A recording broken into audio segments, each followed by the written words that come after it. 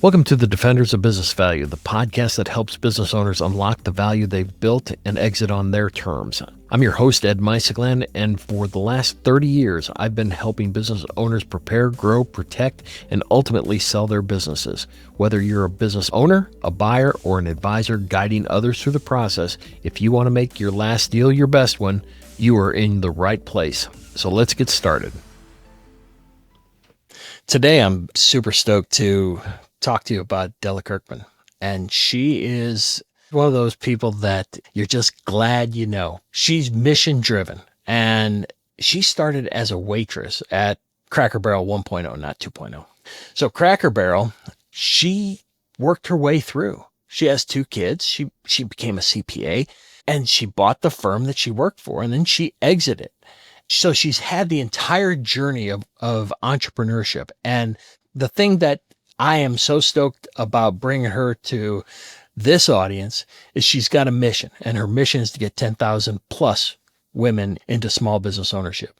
And whatever I can do to help, I'm absolutely going to get behind that. Her platform is called Shifting Gears. Della coaches business owners from all across the country. In fact, she had just got back from a 7,100-mile trek across the country where she was speaking up in Portland. And she does a lot of public speaking, a lot of teaching. She's got classes, she's got content.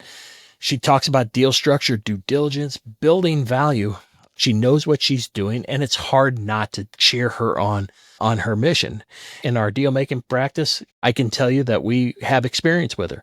We took it on the chin with her because we weren't living up to what we should have been doing. She defended it. She defended her client and herself, rightfully so. Those are the kind of people we work with. We want to work with because she was just that good. And if she's that way with us, I can assure you she is that way with everybody she's working with. So we covered a lot of ground, and it was worth every minute. So I hope you enjoy my conversation with Della Kirkman. Della, welcome to the show. How are you? Hey, Ed, I'm great. So happy to be here with you today. It's going to be some fun stuff we talk about, I bet. I've been looking forward to this for a while. The first reason is that, I am the king in a sorority. So I'm all about girl power. And I know, right out of the gate, I think the audience needs to understand that of what your BHAG or your big, hairy, audacious goal is. You want to put 10,000 women in the driver's seats of businesses. Where did that come from and why? Well, the reason seems obvious from my perspective, and I don't want to harp on the men versus women kind of thing because it's not a versus. But even in this day and age, women are super far behind when it comes to all things wealth and financial independence. And I mean, just by the nature of the beast, I mean, we do still get paid less. But even in addition to that, we're out of the workforce more than men because we're making the babies and raising the babies. And, we're the room parents and the Girl Scout leaders. And we end up taking care of our parents and our grandparents. And we're doing all of these things on less money. And we also live longer. So we have less money to stretch out over a longer life. If you want to get into the details, women are still like less than 3% of C-suite positions. We don't get any VC funding. We're like less than 2% for VC funding. There's just so many things against us. But buying a business is just such a simple catapult to just push us beyond all of those statistics and get us right where we need to be. Not only for ourselves, but so we can take care of our family and our causes as well. I think you're right. It's predominantly men acquiring businesses. And I do think that, especially being, a dad of daughters, I hope that they at some point will explore entrepreneurship. Because I agree that, my wife's a therapist. She has her own practice. There's just a lot that women have to contend with. And I'm fortunate that, my wife she had always been dialed in with our kids, and I get the benefit of screwing things up. She gets the benefit of fixing it. So, right. I guess built-in profit for her, right? Built-in client base. Yeah. Something like that. So to your point on the disadvantages of women going into entrepreneurship, you look at the WBE or Women Business Enterprises. I mean, is that really a thing? We see a lot of it come through here. And to me, it limits my buyer pool. Is there that much business for the WBE community? And do you know, because I have no idea. So I think there is within government contracts, but not everybody wants to deal with the government. And, from what I've heard, you go through the SBA to get your certification, assuming you're doing it on the federal level. And, like anything with the government, lots of hoops to jump through. It's not an easy process. The last time I spoke to someone specifically about this, I think they were trying to get recertified, but the deadlines were like a year out. And this was a lot closer to COVID, so everything was, behind then. But, it is definitely a strategy, and it is a strategy I would ask someone to consider. But I wouldn't go into business, I guess, with that being my primary focus. I think that should be kind of like icing on the cake. Yeah, well, you and I are playing in the same sandbox with this entrepreneurship through acquisition stuff. I mean, I'm more on the supply side, but there was an event in downtown Indianapolis called Rally. I was a panelist, and it was great to see how many women were there. And that's kind of where my next question is. Do you think that it's resonating? Because I know you've been one of the early pioneers pounding the table that this needs to happen. Do you think it's coming along? Where do you see it in its life cycle of gaining traction? So I think it's definitely gaining traction with all people in general. I mean, you've got a lot of big people out there, and I'm just a little teeny tiny fish in a great big pond, but you've got a lot of great influencers out there that are maybe not sharing all of the juicy details and all of the realistic how-tos, but there are a lot of big names out there, talking about buying businesses and doing investing. So I think as a whole, it is resonating with a lot more people. It's becoming a little bit more mainstream, so to speak. But still, when it comes right down to it, people still, in my experience, they don't realize that buying a business is for the everyday. I usually say Joe Schmo, but we'll say Jane, today. But people, when I say, hey, you should buy a business instead, they think, oh yeah, their eyes light up for just a fraction of a second. But then they're instantly like, I don't have money for that. I don't know how to go about that. I'm not, Elon Musk or Bill Gates. How would I possibly buy a business? And they don't realize how absolutely attainable it is. And that moves us into risk, I guess, because a lot of people were talking about, it's hard when you start thinking about 90% leverage using the SBA. You put your 10% or whatever you're going to put down, and you got 90% there. One of the things that prompted me to add this to our questions was, the women tend to be somewhat risk adverse. So that 90% leverage conversation, that's a differentiator, that like, yeah, I don't like that idea. But at the same time, are you familiar with Lumos, Lumos? I don't think so.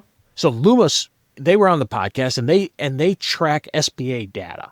And I'm curious to know gender defaults, because my assumption would be that it's 2-to-1 males to females. Guaranteed it. That's probably true. But the last time I looked, I think we're still only, as far as the borrowers, women make up only about 20% of the SBA loans. And that's a little while ago. So I'm not sure if that statistic is up to date any longer. But even there, we're still a small fraction. But I bet you're right about the default rate. Well, not only the default rate, but I'm curious to know your perception of risk. Because and again, forgive me if I'm pigeonholing you, that I know you consult with more than just females, but I know that you're a magnet for female entrepreneurs, right? So in your counsel between the two genders, how do each of them perceive risk? Or is it just case by case? Well, it is kind of case by case, but I'll show you a study I read recently. So I think this was from a LinkedIn. This is more from an employment perspective. But what they say is that a man will look at a job description and he'll look at it and say, ooh, I can do 30% of these things that they've listed out as requirements. I'm going to apply for this job. And a woman, on the other hand, will look at that and say, ooh, 30%, I don't qualify for this job. And so they'll move on. Oh my gosh. I didn't know that. Yeah, that's what I've heard. Just saw that study recently. I think that was a LinkedIn employment study.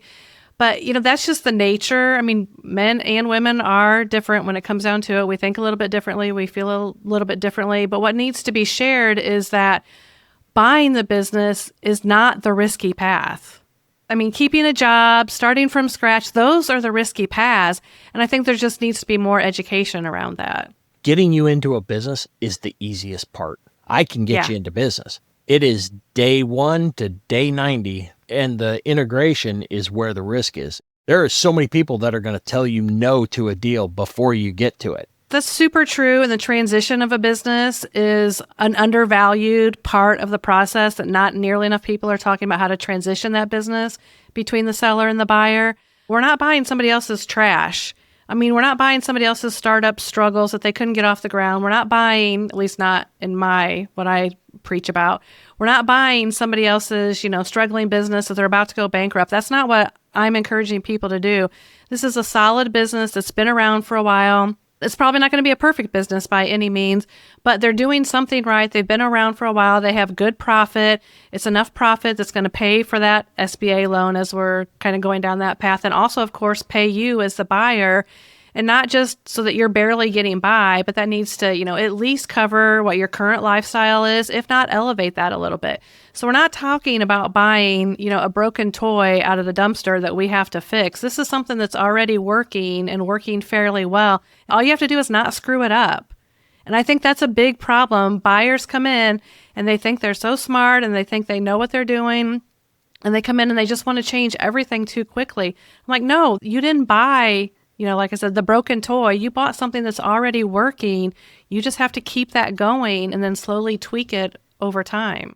Given the acceleration of technology and such, do you believe it's prudent to accelerate repayment on debt these days? Your normal term loan is running 10 years.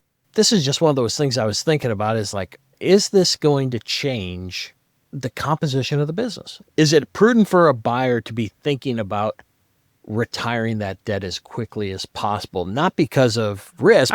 My first gut answer is no, absolutely not. Really? Okay. I mean, you need to be saving that cash so that maybe you can pay it off early, but you also need to be able to take advantage of other opportunities. And cash is going to make that all possible. I mean, everybody talks about your emergency fund. What do I do if things go wrong? I've got to have cash set aside. But what about your opportunity fund, Ed? Yeah. What about having that cash available to take advantage of, maybe it's just a great deal from your supplier. It's like, damn, I could get 50% discount, but I'm broke. That sucks. I started doing business valuations many years ago. And so I've always kind of gravitated to where the risk is. I was at this event, it was predominantly tech related stuff. It just got me thinking like, oh my gosh, you layer AI on top of this, what's the obsolescence? Is there an obsolescence that's forthcoming that buyer should be considering? You know what I mean? Or is that already imputed in your offer and it's pre-sale stuff as opposed to post-sale? I know it's coming. How do I retire it faster? That's where the questions stem from. Yeah, well, in my opinion, I would say risk is not having choices. That's good. And if you don't have cash, you're not going to have very many choices. Spoken like a true CPA. There you go. Right on. I would be remiss if I didn't tell the story of how we got together. Okay, I'm actually looking forward to hearing this from your perspective. It's a real easy conversation because I have since displaced the broker that was working on this cobbled together opportunity. All the things that you face challenges with on working with a buyer, poor financials, inconsistent seller access, valuation expectations. And here you show up and you were trying to just get simple information and our guy was stonewalling you, and not stonewalling in a professional manner either. And then that's how I got involved. That's not how we do things. And that deal evaporated, and so did he. That's how we met. But where I'm going with the question is I always appreciated your candor. And you took it to us, and we deserved it, and we're not without sin. But that leads to your counsel on how to work with number one, deal sourcing, and number two, gatekeepers. That's where I'd like for you to talk about where should buyers be looking for deals, because I can tell you, there's only 10, 15% of the deal flow I guarantee is represented by people like me. Guaranteed. Sourcing, I think, is the hardest part of the whole thing. It's super hard to find a deal that's right for you. I mean, if we go back to, some of the big experts in social media, they might automatically say, oh, buy a car wash, buy a laundromat. And that's fine and dandy probably for some people. But what I tell people mostly is to really look at themselves, not only from a financial lens, but also through a skills and desires lens. And I mean, it's still going to be work. You're going to have to work every day. This is going to be hard. It's going to be a slog at times. But if you find something that really fits your skill level, your desires of what you want out of life, and also fits your financial criteria, you're just going to have a so much easier path to success. So when we talk about sourcing, I always like to back up a step and say, hey, let's take a really good look at yourself and your situation. And I like to use, silly examples. But, if you want to take your kids to the office on snow days, then, you probably should not buy a nightclub. And if you want to take your cat to the office, food prep is probably out. And, if you have aging parents or grandparents to take care of, then travel, may not be an option for you. But I think that before you really get in heavy to the sourcing, you really need to take a look at your life overall and see what kind of a business is really going to fit into that. Because the goal is to find something that you, with your skills and your resources, can take to the next level, not just a blanket, let's go to this industry because it's hot right now. I will tell you that we have almost 19,000 buyers that have expressed an interest in buying a company. But it's hard as a deal shop to at times tell the signal amongst the noise. And so that's kind of where I want you to talk a little bit more, because as a buyer, right, and you're waving your hand that, hey, I'm legit. What does that look like? What do you counsel that particular buyer? We had an HVAC company. I mean, in 24 hours, we had 280 NDAs. By the end of the week, we had 24 offers. I mean, it happened that fast. It's another hot industry. Well, yeah, but our last 17 deals, we averaged 157 NDAs, right? That's a lot of throughput. And where I'm going with it is that I know a lot of buyers either are pissed about it, right? I didn't get a chance to look at it, or it became, we had exclusivity as part of whoever we chose for the big dance, and they missed out on it. So how does that buyer that you're working with, how do they get to the front of the line, or at least become the signal amongst the noise? Yeah, well, I think one of those things is doing that initial self-assessment and knowing exactly what your skills are, and then being able to communicate those as well. But get your finances together and don't just think, oh yeah, SBA loans are easy to get, I'll just get an SBA loan. I mean, know exactly, can you come up with a whole 10% down? Do you need, the seller to pitch in? Where is that money coming from? Who is your lender? I mean, yeah, there's a million SBA lenders on every corner, but you are not going to fit all of their buy boxes or their lend boxes in this case, and your deal is not going to fit all of those lend boxes. So you need to find somebody, a lender needs to be kind of on your side and your cheerleader as well. You need to fit within their parameters. And I think that needs to all happen way before you start seeking out the deals, because you're going to present yourself in a much better way. You're going to have more confidence. You're going to know what it is you can pull off. You're going to know that you can pull this off and not like, oh gosh, I don't know. This would be great, but I don't know if. That's going to come through in all of your communication. But if you say, hey, I've got my lender lined up, they already know, these are my skills, this is my buy box, I think that's going to help a lot. I mean, you're the one that's filtering through those things. What do you think? It's interesting you said that, because the buyers, especially competing with the search funds and the strategics, Yeah. the ones that stand out, all right, is that they call up and say, hey, I'm working with so-and-so from SBA Bank. That's a signal on who you're working with, right? That, if we're talking to the same people, the deal community is a real small place to play in. So if you start name dropping that, hey, I'm working with this man or woman at such and such bank, chances are I know them, and because we've done deals with them, and whomever you're working with should know the banking community, because I know that there's some shops that, use a loan broker and push it out that way, and more power to them. But generally speaking, the ones that are in the sandbox, who they are. And that to me is signal. The other thing that is signal is, to your point, can you transact? What's going to trigger that? I'll just give you an example. We had a guy that had reviewed 20 SIMs in the last, 90 days or so. And there was something wrong with everyone. Look, I get it, but it sounds really cool to your friends like, hey, I'm looking at buying a business. But remember, you're wasting a lot of people's time monkeying with it. And I prefer go consult with Della. She'll tell you what it is you need to look for. There's some franchises now that are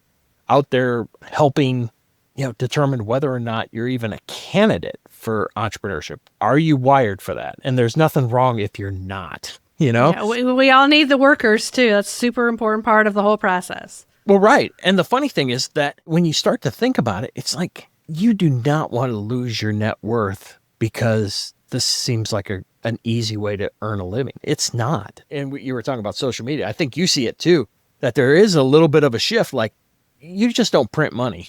That's not how this program works. The signal amongst the noise. And we just rolled a new program out that a smart buyer profile, whereas the buyer, you fill it out once, and then as soon as we get something, it triggers it. But you got to be willing to, put some, here's my buy box. Here's what I'm looking for. Well, it's too invasive. It's too this, it's too that. You know the program.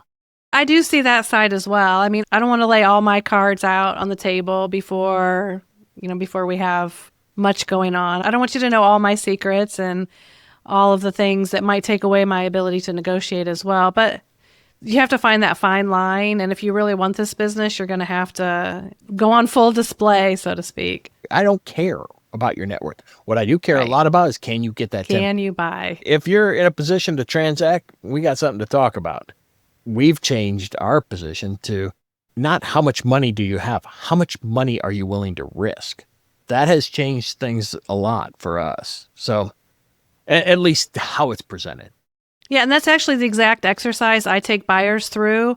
I mean, it sounds a little silly, and you've mentioned the word risk a couple times, but I have people list out every single dime they think they could get their hands on. I mean, even money that they have available on their credit cards. And of course, I'm not going to encourage them to max out their credit cards, but I'm going to write down every dime they could get a hold of now, their mattress money, a line of credit they have, their home equity, and anything they could borrow, friends, family, parents, whatever. And then I make them go back and circle, which one of these little bits of money would you be willing to put towards a business? So I make them add it up so they know how much they could get a hold of it in total. And sometimes that's really, I was like, wow, I didn't realize if I really had to, I could probably get a hold of, a nice chunk of change. But obviously you don't want to risk all that. And so when you go through and just circle the piles, from those lists that you are willing, it's like, that's kind of a small amount of money compared to my overall financial package here. And maybe that helps it make a little bit, less risky to people. The example I take people through, it comes out to like $343,000 that they could get a hold of, just using small numbers, but their home equity, their 401k, retirement plan, their mattress money, all of those things. And then when I, go through and circle those piles in my example, we come up with just $75,000 that we're willing to put towards a business. But then we do the math on how, what does that really mean if I have $75,000 to put towards a business? And people are just surprised. It's not going to change the whole world, but I bet you it changes their world. That's a great point. And what a great exercise. So speaking of that, talk a little bit about your services. I want as many people to get into entrepreneurship. I think it's the engine that makes everything run. I'm a student of the industry and I love the work that you do. So what I want to know is some of the services and how people work with you. Yeah, so mostly I'm on this mission just to spread the love for acquisition entrepreneurship. So I do way more than what I get paid for. But, I've done a lot of public speaking. I spoke in Austin earlier this year, and I just did a workshop out in Vancouver, Washington. I've spoken in Dubai and London and Miami and Boston and have a couple other things coming up. So I'm happy to come and talk to your group. So I have this idea I want to do, and unfortunately I'm going to use Mary Kay as an example, but I would love to do a whole bunch of like Mary Kay-ish home business buying parties where I just get together with, not you, but maybe your wife and, a bunch of her girlfriends, and we have a little snack and a little drinky, and we talk about buying businesses and work through some of these preliminary tasks on helping to define your buy box. So I'd love to do more of these home business buying parties, as I'm referring to them, because that's what I just did out in Vancouver, Washington. So I'd love to come and talk to your small group of friends. But, as a CPA, I love to look at tax returns. I know I'm crazy, but I love taxes and I love tax returns. So I do a lot of financial due diligence work for that. And then I also have, I can do one-on-one coaching and consulting. I have a couple of digital programs that help take people through that business buying process. And especially that business buying bootcamp I have, it really helps people decide for sure if they can really pull off this business buying thing, and then helps them to find their buy box instead of just shooting them out there. Most people start sourcing. I'm like, No, there's a lot of work you need to do before you start sourcing. What a fabulous way to approach it. And then, like I was saying, the state of Indiana, they're starting to recognize that this is a really important thing for the state, whether it's our state or anybody's state. And part of it was the rural communities. How does the small business in that community transition to the next ownership? And I'm not anti-PE, but there's a lot of people that aren't hip on the idea of PE showing up in rural Indiana. We'll be stuck with nothing but Dollar Generals on every corner and nowhere else to shop, right? Right. What's your preference? Quality of earnings or business value? How's that for a question? Okay, well, quality of earnings is usually for the larger deals. Honestly, I don't work in that realm. I'm more of the mom and pop kind of deal. So everybody comes in and says, oh, I need a quality of earnings. I'm like, that's a really expensive report and your business probably doesn't warranty that. But I had an interesting conversation with a new group of buyers, and I'm probably going to be doing financial due diligence for them once they get a deal in place. But there were a few things that I told them that I don't do as part of my financial due diligence. And, one, if I can remember some of the details of the conversation, but one of them was something about a deep dive into the profit margins of individual product lines. And they're like, oh, well, we're really interested. We need to know that, before we buy. And I'm like, is that really a buy question, or does that become an operational question? Because if you look at a business and I'm like, oh, okay, overall, they have great margins, whatever great is for you, we'll say, 20 or 30%. Are you really going to look at that business and say, oh, this one product line that they have doesn't have great margins, it has crappy margins? Are you going to not buy the business because of that one small product line that doesn't have great margins? No, probably not. So that's an operational item that you're going to deal with afterwards if you follow through with the deal. So I think people, they get hung up on the terminology and don't really think about how it applies to them and their specific deals and their specific buy box. So that's kind of my 2 cents on that. It seems as though that is trickling down into my space, or our space, I should say. And so being a business appraiser, and I know this is going to piss off all my business appraiser brethren, I don't think it's going to be as difficult to appraise a company in the future at all.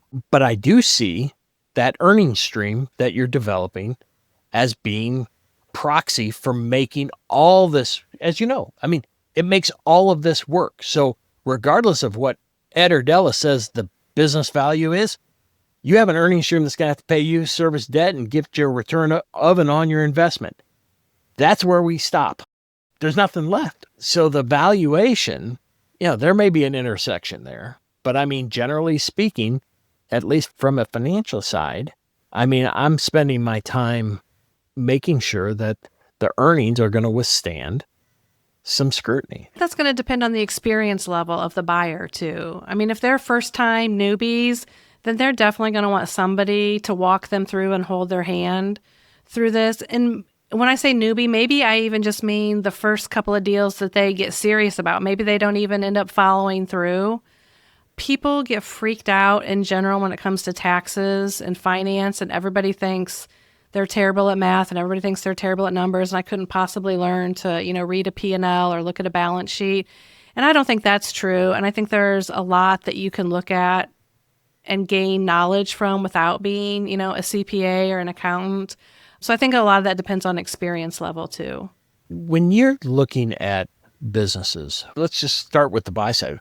What's the greatest challenge that you see advising business buyers looking at a business? What are the red flags that it's like, we got problems? Here are the top 3 problems that I see regularly or that are easily avoided.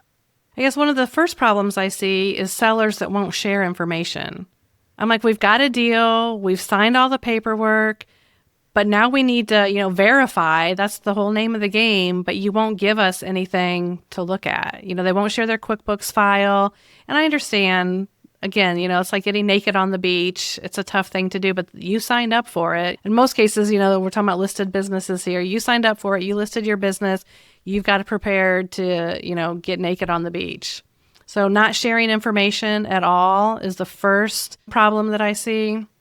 Yeah, another problem that I see is not tracking things. I mean, these are smaller businesses. I did due diligence, and this deal ended up not going through. But I looked through QuickBooks because they did give us access to QuickBooks. And I looked through there, and it was all just super high-level information. I couldn't see hardly any detail about, who are the customers, customer concentration. There's just so much detail I couldn't really see.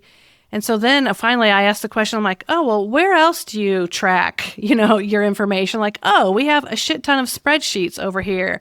And they didn't even realize that they could do invoicing through QuickBooks. They didn't realize they could be tracking. It was all they were really using it for was making their deposits.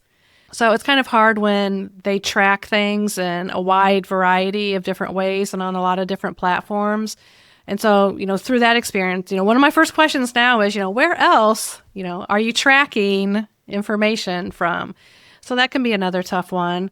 I'm a big proponent of, I don't really care what your revenue is. I really care about your profit.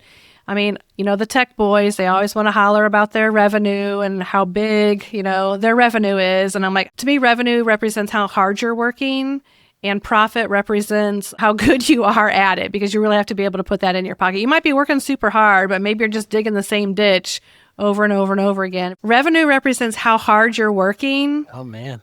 Yeah. And then profit represents, how much of that you really get to put in your pocket. So how good are you at that? That's a great way to look at it. Forgive me if you ever hear me say that. I'll Sure. do my best to give you attribution for it. That's a great one. So the work that you're doing now, what is the composition of the practice? And we're getting ready to bump up on time. I just want to know, how do people work with you? Yeah, so there's a place on my website. I mean, I have tons and tons of free stuff on my website, and I really am more about the mission. And I can be more about the mission because I bought, ran, and sold a profitable business. So, I'm semi-retired, but I surely can't just sit and, watch Netflix or whatever all day long. So I'm definitely on a mission because of the love of acquisition entrepreneurship. And I want to, help create 10,000 female acquisition entrepreneurs because, I was a waitress at Cracker Barrel when I bought my first business. And as a single mom with, 2 little girls, well, we got by. We never starved and went hungry. But it was a struggle. It was a challenge. My lives changed. My kids' lives changed because I took a bet on myself when I bought this small business. It was small. I mean, it was not very big at all, but it was profitable. It paid me a nice paycheck, more than I was waiting tables. It paid my health insurance, which I didn't have before that. It paid into my retirement plan, which I didn't have before that. And so a whole nother world just opened up for me. And because of that business, I'm not wondering how my payments are going to be made. So I can do a lot of stuff for free. So I've got tons of resources on my website, free resources. I've got tons of free stuff on social media. But, if you want that hand holding, that's what I'm really good at. I've done a lot of that, as a CPA in my tax practice, because people are terrified of the IRS, they're terrified of taxes. But Big Mean Della, I come in and I protect you from all those things and hold your hand and walk that path with you. So, reach out on my website. If you want to just have a chat, we can do that.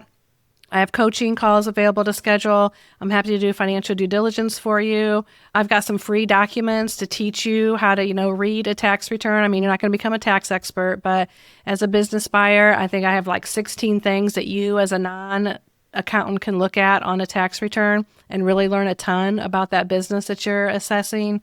So all kinds of ways. How can we come alongside and help you with that? I mean, certainly we push this out. We've got 14,000 people that are going to hear this. I'm just kind of curious to know whether it be a deal shop like ours or just an awareness. How does someone help you to get to that mission? Because I do believe that that's a big one and an important one. Well, just share my information on social media. I mean, just as you come across all these buyers or all these buyers come to you, you can filter out that signal from the noise, as you put it, but send some of that noise my way because they probably just need a little bit of help solidifying, their buy box and their plan and really figuring out if acquisition entrepreneurship is for them. My last question that I ask everyone, if you had one piece of advice that you could give to a business owner that would make the biggest impact to its either value or saleability, what would it be? In this day and age, and this may sound too obvious to your younger listeners, But one of the things I'm preaching about now is that every single business needs to have a digital component to it. I mean, I'm a brick and mortar girl, and I'm trying to be a digital diva, but I am a brick and mortar girl by nature. But no matter what your business is, you need to have some kind of a digital component to it. And that could be as another source of income, or it could be just be as a lead magnet, so to speak, or a way to bring new business in. But for example, I talked to a massage therapist, and I think she had a small practice, but during COVID, everything, went awry, as it did for many of us. I'm like, okay, well, what else could you have done during that? Could you have, taught a massage class online, like a couples massage class, and sold that as a date night product, or something along those lines? So no matter what your business is, you need to have some kind of a digital component to that business as well, just because that's the day and age that we're in, but also because I'm sorry, but we're going to have another COVID at some point in time. The government got away with locking us down once. I know it's going to happen again, and so you need to be prepared for those types of things, and a digital component to your business is one of those ways. The other thing I say, if you are like a physical product, I would absolutely have some way to deliver that product besides people walking in your front door. Again, you have to have a drive-through, a delivery, and you have to be able to accommodate that in your business efficiently, not just as a one-off. So those are the two things. Some kind of alternate delivery for your physical product, and basically an alternate delivery through a digital product as well. Well, Della, you certainly delivered as promised. I've been a fan from afar. Like I said, we paid the tuition, and I can tell everybody that you're the real deal. And I don't know where it goes from here, but I know we're going to get behind you and figure out how we can come alongside and serve. And I want to throw that back at you, because that's one of the things that I respect about you, is because we did meet through an unfortunate circumstance. And basically, your broker kind of ran to tattle on me to you.